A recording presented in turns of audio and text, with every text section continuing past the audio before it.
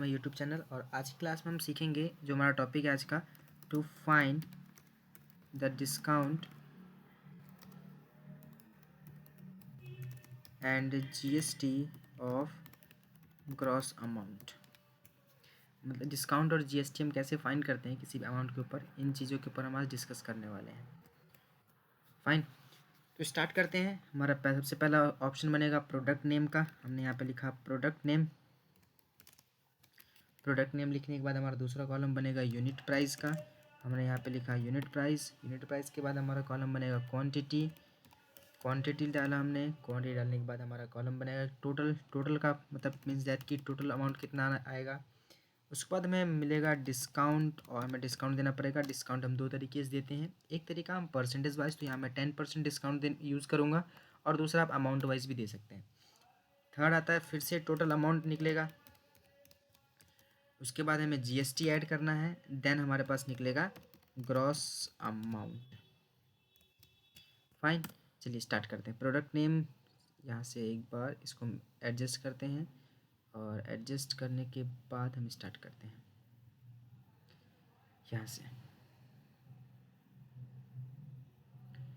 Product name, जैसे product name मैंने लिया टी का प्राइस कितना है, तो टी का प्राइस है 23 रुपीज़, और टी का प्राइस है 24 रुपीज़। 250 रुपीज़ मान लेते हैं, इसका प्राइस है 250। दैन क्वांटिटी हम कितना परचेज कर रहे हैं, 34 क्वांटिटी परचेज करें, तो टोटल अमाउंट कितना निकलेगा। मीन्स दैट अगर एक का प्राइस 250 है तो 34 का प्राइस कितना होगा, तो ये हमें निकालने के लिए हमें क्या करना पड़ेगा, मल्टीप्लाई। इक्वल्स टू डालेंगे आप।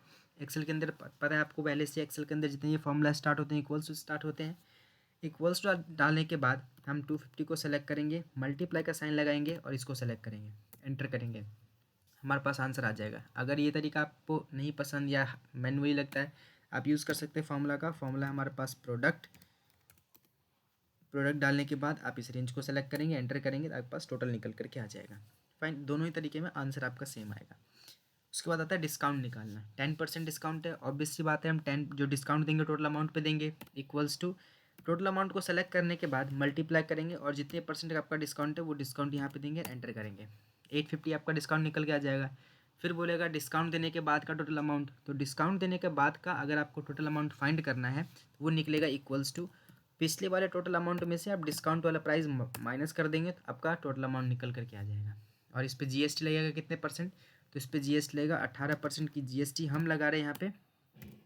जरूरी नहीं 18% ही, अलग अलग प्रोडक्ट का अलग अलग जीएसटी रेट है, उसके अकॉर्डिंग लगेगा। तो हमने इक्वल्स टू इस वाले अमाउंट को सेलेक्ट किया, मल्टीप्लाई किया, 18% जीएसटी लगा के एंटर करेंगे। ये इसका क्या निकल के आ गया, जीएसटी निकल के आ गया।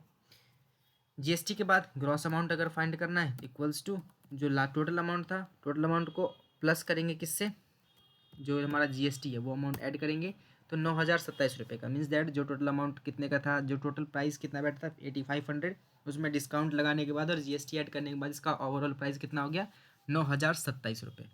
फाइन, ऐसे ही दूसरे प्रोडक्ट का निकाल सकते हो। जैसे मैं मिल्क लेता हूँ, मिल्क है 35 रुपीज़। हम कितनी क्वान्टिटी लेते हैं, हम 234 क्वान्टिटी लेते हैं, और टोटल प्राइस कितना निकलेगा, इक्वल्स टू प्रोडक्ट लगाएंगे हम यहाँ पे, प्रोडक्ट फंक्शन लगाया और दोनों ही सेल को सेलेक्ट किया, एंटर किया, राइट। तो ये प्राइस निकल करके आ गया।